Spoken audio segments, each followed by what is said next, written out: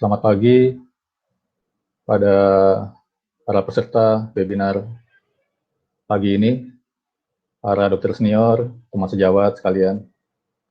Saya akan coba membawakan materi yang pertama.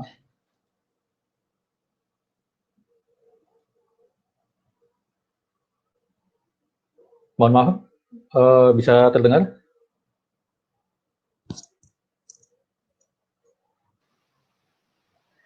Bisa. Bagus, suaranya bagus. Oke.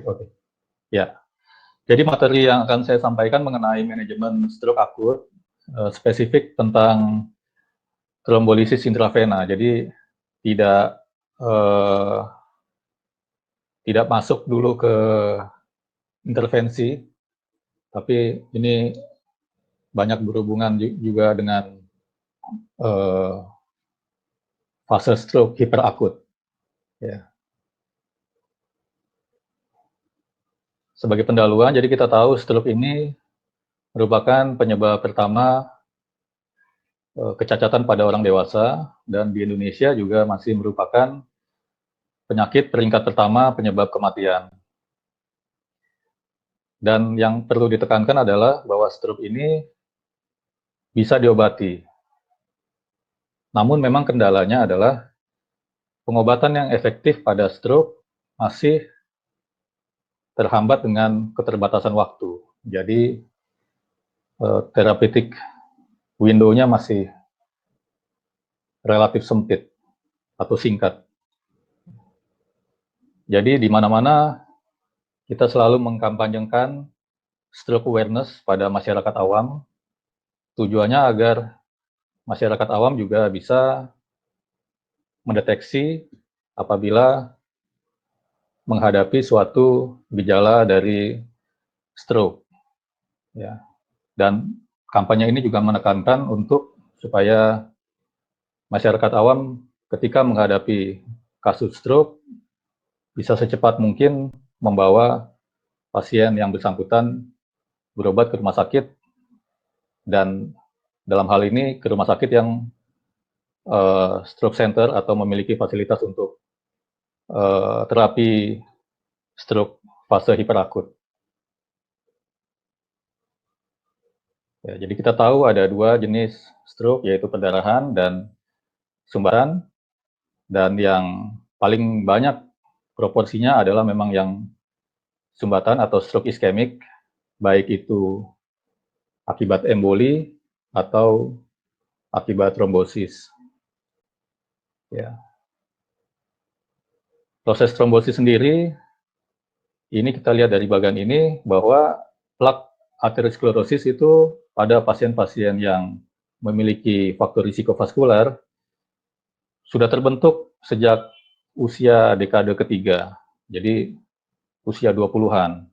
Dan apabila faktor risiko itu tidak teratasi, maka plak ini akan semakin menebal, mempersempit lumen pembuluh darah, dan suatu saat bisa terjadi rupture plak, dan isi dari plak ini akan terkoneksi atau akan berkontak dengan faktor-faktor pembekuan yang dibawa oleh aliran darah, dan terjadi kaskade koagulasi atau trombosis hingga dalam beberapa detik bisa menyebabkan oklusi total pembuluh darah arteri. Ketika seorang pasien mengalami gejala stroke, maka defisit yang dirasakannya adalah akibat dari lesi di jaringan otak. Ya, lesi ini terdiri atas area core infarct, ya, yang secara teoritis ini tidak bisa lagi diselamatkan, dan ada juga area iskemik penumbra. Dan seiring dengan waktu, apabila tidak dilakukan rekanalisasi, maka area core infarktnya ini akan makin membesar, sehingga pada ujungnya tidak ada lagi tersisa area iskemik penumbra. Sehingga di sini penting untuk kita terapinya ditargetkan pada rekanalisasi secepat mungkin. dengan harapan dapat menyelamatkan area penumbra sebanyak mungkin. Dan area penumbra yang bisa diselamatkan berpotensi untuk menjadi viable dan kembali fungsional. Ya. Pada terapi stroke fase hiperakut, maka targetnya adalah rekanalisasi, dan pilihan modalitas untuk rekanalisasi saat ini ada dua, yaitu intravenous thrombolysis ya, dan mechanical thrombectomy. Berikutnya saya akan lebih membahas mengenai trombolisis intravena. Ya, jadi trombolisis intravena ini adalah pengobatan menggunakan obat fibrinolitik ya, yang diberikan melalui infus, dan obat ini tergolong obat yang keras, ya, memiliki risiko efek samping, sehingga pemberiannya mensyaratkan beberapa persiapan khusus, ya, yang kurang lebih membutuhkan waktu 1 jam. Dan syarat pemberian trombolisis ini harus diberikan dalam waktu cepat, dengan batasan waktu maksimal 4,5 jam terhitung sejak pasien mulai mengalami gejala stroke, sejak pasien di rumah.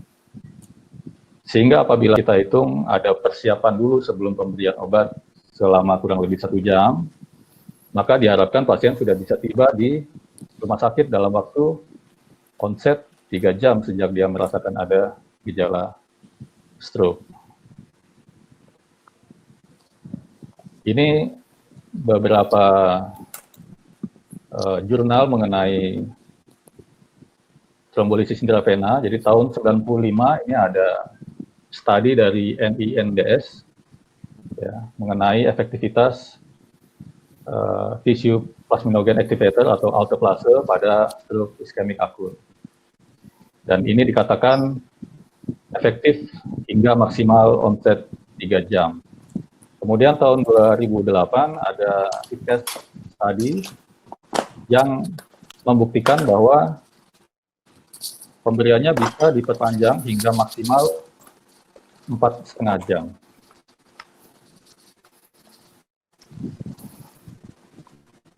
Kemudian ini rekomendasi guideline dari American Heart Association tahun 2018 tentang early management pasien dengan acute ischemic stroke. Ada guideline terbaru lagi 2019, tapi kurang lebih sama, mengenai terkait trombolisis intravena. Jadi trombolisis intravena pada pasien stroke dengan dosis 0,9 mg per kilogram berat badan itu direkomendasikan untuk diberikan pada pasien-pasien stroke hingga maksimal 3 jam onset. Dan ini kelas rekomendasinya 1 dengan level evidence A. Kemudian dikatakan juga di guideline ini, obat alteplase ini juga bisa diberikan pada pasien-pasien yang onsetnya 3 hingga 4,5 jam, dan kelas rekomendasinya 1 dengan level evidence B randomized.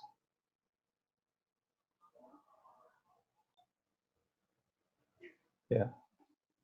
Pasien-pasien seperti apa saja yang bisa atau menjadi kandidat trombolisis intravena? Ya, pada prinsipnya adalah pasien yang datang dengan cepat, ya, saat terjadi serangan, dengan onset diusahakan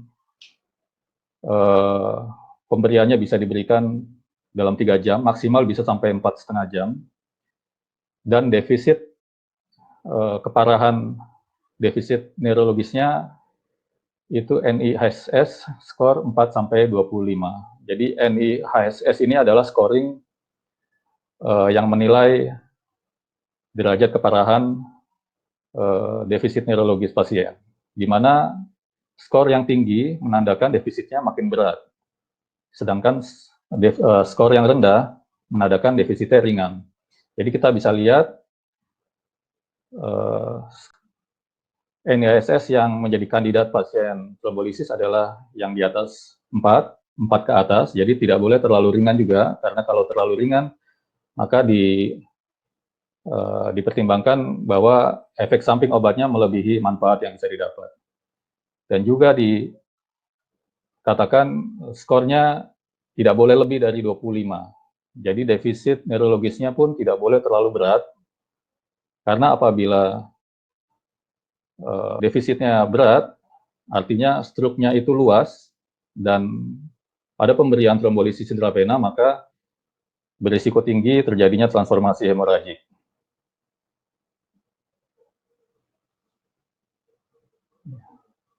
Alteplase sendiri ini dosis standarnya adalah 0,9 mg per kilogram berat badan. Ini mengikuti dari NINDS tadi, yang 10% dosisnya diberikan dengan bolus 1 menit, dan sisanya 90% diberikan melalui infus selama 60 menit. Namun dikatakan pada populasi Asia itu bisa menggunakan dosis yang lebih rendah, yaitu 0,6 mg per kilogram berat badan. Ini kita lihat ada jurnal Enchanted Study tahun 2016 yang menguatkan atau membuktikan bahwa alteplase dosis yang rendah itu ternyata sama efikasinya dengan dosis yang standar. Dan disertai dengan risiko perdarahan yang lebih rendah.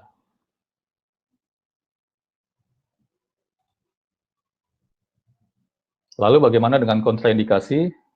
Ya, jadi kontraindikasinya itu banyak sekali, ya, karena ini mengikuti kriteria eksklusi pada penelitian NINDS tadi, ya. Jadi banyak sekali daftar kontraindikasinya.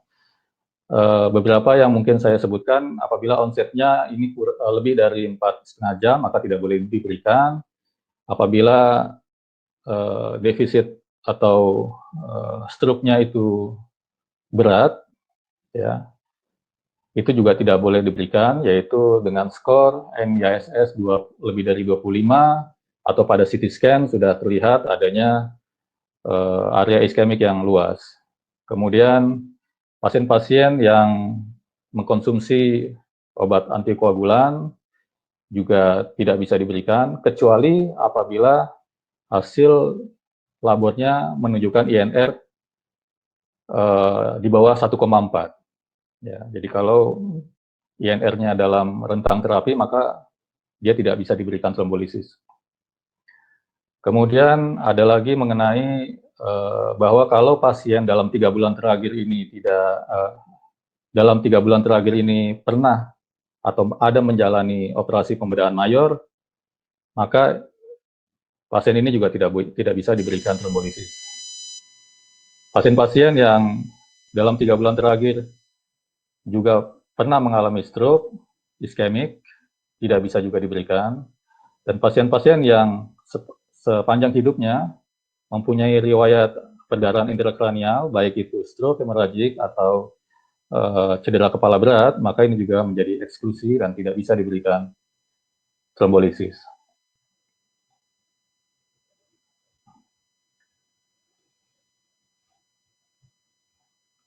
Saya agak lompat sedikit mungkin ke slide yang belakang tadi.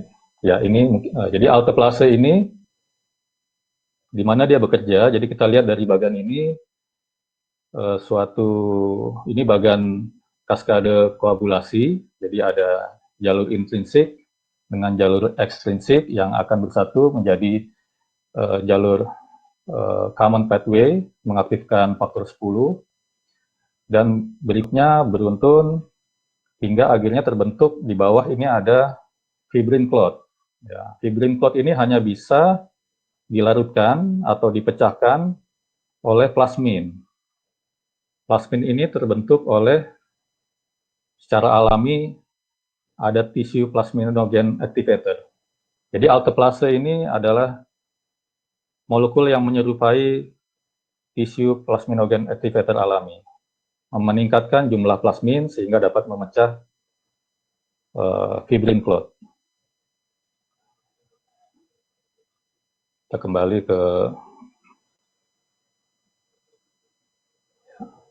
ya, ini saya masuk ke dalam code stroke dari FDA, ya BPOM-nya Amerika sudah mengapprove trombolisis intravena sejak tahun 96 dengan evidence kelas rekomendasi 1, level evidence A, jadi wajib hukumnya diberikan. Namun hingga sekarang di seluruh dunia masih sedikit rumah sakit yang memiliki protokol trombolisis pada pasien stroke.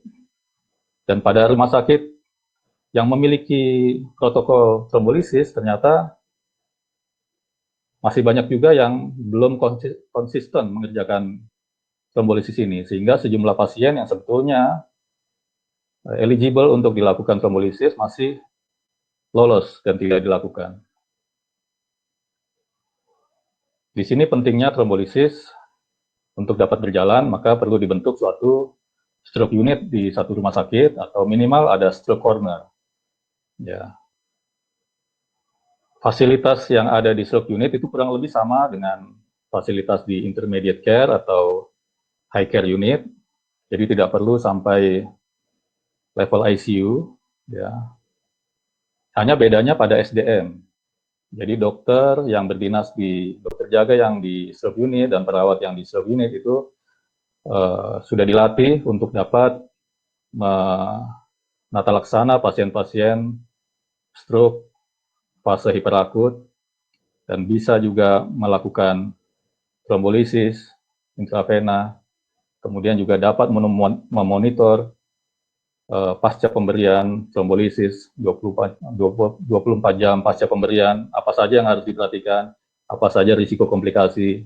Jadi lebih kepada SDM-nya. Kalau fasilitasnya rasanya tidak ada yang terlalu berbeda dengan high care unit. Dan berapa banyak angka trombolisis yang dikerjakan di suatu stroke unit itu menjadi parameter keberhasilan stroke center di suatu rumah sakit.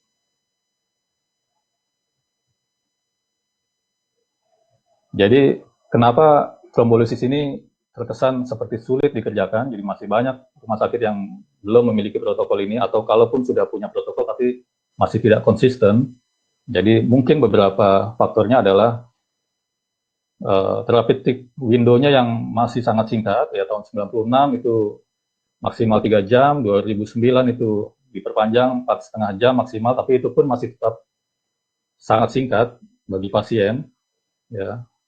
Kemudian sulit dikerjakan mungkin karena dianggapnya ini protokolnya cukup rumit, ya, mulai dari penentuan kandidatnya dengan scoring NIHSS, kemudian daftar kontraindikasi yang begitu banyak, kemudian cara pemberian obat yang mungkin belum familiar, kemudian monitoring efek samping yang mungkin menakutkan, ya.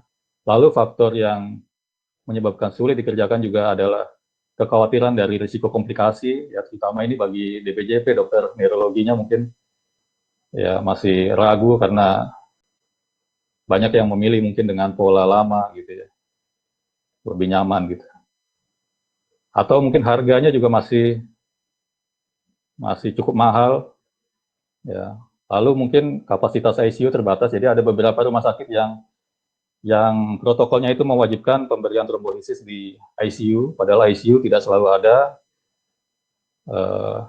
Jadi mungkin ini kendala-kendala yang menyebabkan kenapa trombolisis intravena masih belum terlalu banyak dilakukan. Ya. Jadi ini saya mencoba membuat strategi. Jadi ini saya mau mengatakan dulu bahwa slide ini dan slide-slide yang berikutnya ini yang akan saya sampaikan bukanlah materi protokol code stroke yang ideal, ya, tapi lebih kepada sharing bagaimana code stroke di rumah sakit tempat saya bekerja. Jadi rumah sakit tempat saya bekerja ini bukan rumah sakit pendidikan, sehingga tidak ada dokter spesialis atau residen neurologi yang standby bisa datang 24 jam ke UGD, ya. Sehingga kami mengantisipasinya dengan secara berkala melatih teman-teman GP dan perawat yang berdinas di UGD dan stroke unit agar setidaknya mereka dapat memahami bagaimana prinsip-prinsip dasar dari protokol trombolisis intravena. Beberapa hal sengaja dimodifikasi menjadi lebih sederhana, ya. dalam upaya supaya trombolisis ini bisa diterapkan secara konsisten. Jadi satu adalah awareness dari petugas triase atau tim jaga UGD, bagaimana mereka bisa mengenali pasien yang datang dengan kondisi stroke ini apakah dia kandidat untuk code stroke atau tidak. Kemudian protokol yang disederhanakan, sesederhana mungkin, tapi masih dalam koridor sesuai rekomendasi. Ya, jadi diusahakan agar door to drug time-nya itu 45 menit. Ya. Strategi berikutnya adalah kami tidak menunggu DPJP datang. Ya, jadi koordinasi dengan DPJP bisa melalui WhatsApp, ya, bisa telepon dulu, kemudian semua datanya bisa dikirimkan lewat WhatsApp, termasuk CT scan, sehingga tidak membuang waktu untuk menunggu DPJP datang, bisa lanjut dengan pemberian trombolisis. Strategi berikutnya adalah pemberian obatnya kita lakukan di UGD. Ya, karena seringkali waktu terbuang untuk memindahkan pasien dari UGD ke stroke unit. Jadi untuk antisipasinya kita bisa berikan di UGD, namun tim jaga stroke unit tetap bertugas memastikan protokol trombolisis berjalan. Jadi tim jaga stroke unit yang akan datang ke UGD ketika dikatakan ada pasien untuk trombolisis atau code stroke sudah diaktifkan. Ya. Kemudian strategi yang berikutnya adalah kita memakai dosis Asia, jadi dosis yang lebih rendah, di mana menjadi lebih ekonomis, ya, karena hanya menggunakan satu vial, dan efek samping pendarahannya juga diharapkan menjadi lebih kecil, jadi lebih aman. Ya. Nah, ini dimulai dari pasien pertama kali datang ke rumah sakit, jadi begitu sampai di teras UGD, maka akan ada petugas triase yang memeriksa apabila pasien datang dengan gejala stroke, maka petugas triase akan menentukan apakah pasien ini adalah kandidat untuk trombolisis. Ya, apa saja itu? Yaitu apakah pasien onset stroke-nya itu kurang dari 3,5 jam. Ya, karena di rumah sakit tempat saya bekerja itu code stroke-nya bisa 45 menit. Jadi kalau pasien datang masih onset 3,5 jam, kita masih bisa kejar. Ya. Jadi masih pemberian trombolisisnya masih bisa di bawah 4,5 jam. Kemudian petugas triase akan menentukan tingkat keparahannya dengan NISS 4-25. Ya, kadang-kadang ini agak sulit dikerjakan oleh petugas triase, walaupun sudah ada tabel NISS di sana, tapi ya saya memaklumi bahwa itu agak repot kadang-kadang. Jadi yang penting mereka mengetahui bahwa derajat defisitnya, keparahannya itu tidak terlalu ringan. Jadi kalau ada kelemahan sesisi, maka kekuatan motoriknya itu di bawah atau sama dengan 4. Ya. Dan dia mengetahui bahwa derajat keparahannya itu tidak terlalu tinggi. Ya. Jadi pasien-pasien yang kandidat ini setidaknya dia GCS-nya lebih dari 12. Ya. Kemudian petugas triase akan memastikan bahwa ini pasien tidak dalam keadaan hipoglikemi. Ya, karena mungkin saja gejala stroke-nya ternyata adalah akibat ensefalopati hipoglikemik. Ketika 3 hal ini sudah bisa ditegakkan, ya, kemudian petugas triase akan mengaktifkan code stroke. Code stroke yang diaktifkan, ya, dia akan langsung berkomunikasi dengan tim jaga UGD yang di dalam. Kemudian dia akan menghubungi petugas radiologi untuk bersiap-siap menerima pasien CT scan. Kemudian dia juga akan memanggil tim jaga stroke unit untuk memberitahu bahwa ada pasien yang akan dilakukan atau kandidat trombolisis. Ya. Pada menit ke-5 hingga ke-10 ini tim jaga UGD, ya ini sudah masuk ke fase UGD, akan melakukan pemasangan IV line atau akses intravena sekaligus mengambil sampel darah. Ya, yang ditekankan adalah jangan memasang sonde nasogastrik ataupun kateter urin karena ini akan membuang waktu. Kemudian juga tidak boleh mengambil sampel darah AGD, ya, penusukan arteri. Kemudian juga tidak boleh pemberian antiplatelet, baik aspirin maupun clopidogrel. Lalu menit ke 10 itu pasien sudah mulai didorong ke ruang CT scan. Ya.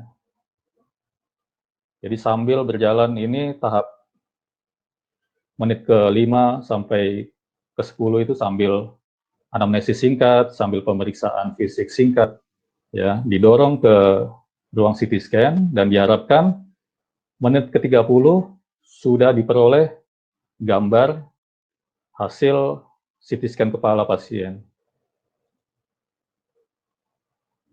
Menit ke-30 maka sudah bisa kita menentukan apakah ada kriteria eksklusi pada pasien. Ya, kriteria eksklusi ini melalui anamnesis, ya, dan CT scan, di mana pada anamnesis dipastikan bahwa pasien tidak pernah mengalami perdarahan intrakranial, baik stroke hemoragik maupun cedera kepala berat. Kemudian dipastikan dalam 3 bulan terakhir pasien tidak ada mengalami stroke iskemik sebelumnya dan tidak ada mengalami STEMI. Kemudian dipastikan dalam 3 minggu terakhir, pasien tidak menjalani operasi pembedahan mayor atau tidak mengalami perdarahan saluran cerna atau saluran kemih. Jadi ini anamnesis yang disederhanakan. Kemudian dari CT scan ini gambarnya akan difoto atau divideokan, direkam melalui handphone dokter jaga UGD dan akan dikirimkan ke DPJP, dokter spesialis neurologinya. Ya, jadi dokter jaga UGD sudah memahami bahwa apa yang mau dilihat, dia memastikan bahwa tidak ada perdarahan dari hasil CT scan, kemudian dia juga memastikan tidak ada lesi hipodens yang besar, yaitu lebih dari sepertiga hemisfer pada CT scan. Namun keputusan untuk dilanjutkan ke trombolisis tetap adalah keputusan dari DPJP. Maaf, Dr. Truno, waktunya tinggal 5 menit ya. Oke, terima kasih, Dr. Kilmon. Kemudian mengenai hasil labor, ya, yang penting diingat adalah bahwa untuk pemberian trombolisis itu tidak boleh tertunda hanya karena menunggu hasil labor. Ya, jadi kita tidak menunggu hasil labor kecuali pada pasien-pasien yang memang diketahui ada riwayat gangguan hemostasis atau pada pasien yang mengkonsumsi antikoagulan. Ya. Ya, kemudian pada menit ke-30 hingga ke-45 ini informed consent. Jadi dari DPJP sudah menginstruksikan untuk dilanjutkan dengan trombolisis, maka akan dilakukan informed consent, dan termasuk ini financial clearance atau konfirmasi biaya, baik pasien yang dengan biaya pribadi dan pasien yang asuransi. Ya, dan pada pasien-pasien asuransi kadang-kadang konfirmasi itu menunggu lama pada hal seperti itu, maka kita edukasi ke keluarga bahwa ini trombolisis tidak bisa menunggu lama, kita tidak bisa menunggu jawaban dari asuransi, dan diharapkan keluarga ACC untuk dilanjutkan tanpa menunggu konfirmasi dari asuransi. Ya. Kemudian dipastikan tekanan darah sebelum pemberian trombolisis itu sistoliknya kurang dari 180, kalau perlu kita berikan dulu nicardipin. Ya. Lalu menit ke-45 diharapkan sudah bisa obatnya diberikan. Ya, kita menggunakan satu vial, yaitu maksimal 50 mg dengan dosis 0,6 mg per kilogram berat badan, 10% dibolus dalam 1 menit, dan sisanya 90% adalah diinfuskan selama 60 menit. menggunakan syringe pump. Ya, ini tadi dosisnya. Jadi alteplase ini satu vialnya 50 mg, ada pelarutnya 50 cc. Jadi nanti kadar yang diperoleh adalah 1 mg per cc.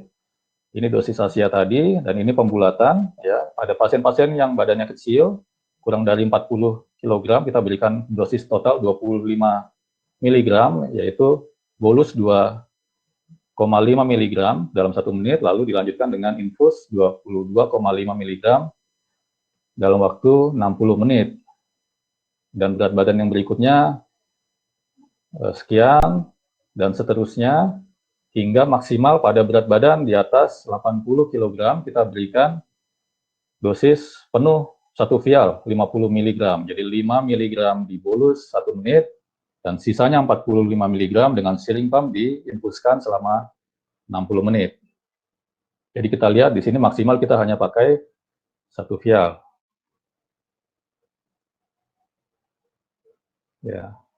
Kemudian pasien ditransfer ke stroke unit untuk dimonitor secara ketat dalam 24 jam pertama. Ya, jadi apa yang mau diperhatikan adalah dipastikan bahwa tekanan darahnya tetap di bawah 180 kalau perlu dengan titrasi nicardipine.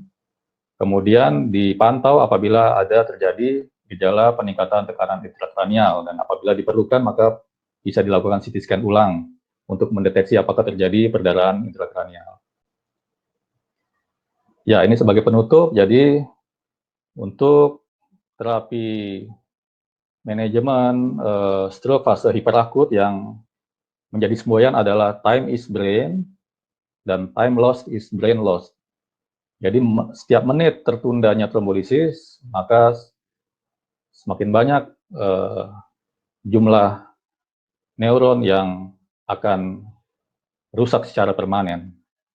Modalitas terapi untuk bisa diperoleh rekanalisasi pada saat ini terdiri dari trombolisis intravena dan trombektomi. Ya, pada center tempat saya bekerja, trombektomi dipertimbangkan kalau pasien-pasien yang onsetnya lebih dari 4,5 jam, kemudian apabila defisitnya berat, yaitu NIHSS di atas 14, kemudian apabila hipertensinya tidak bisa dikendalikan dengan stabil, ya. Kemudian apabila dari anamnesis diketahui ada kerentanan terhadap suatu risiko perdarahan, maka ini juga menjadi pertimbangan untuk kita melangkah lebih lanjut ke tahap trombektomi. Kira-kira demikian dari saya, mudah-mudahan bermanfaat. Terima kasih. Saya kembalikan ke Dr. Filemon.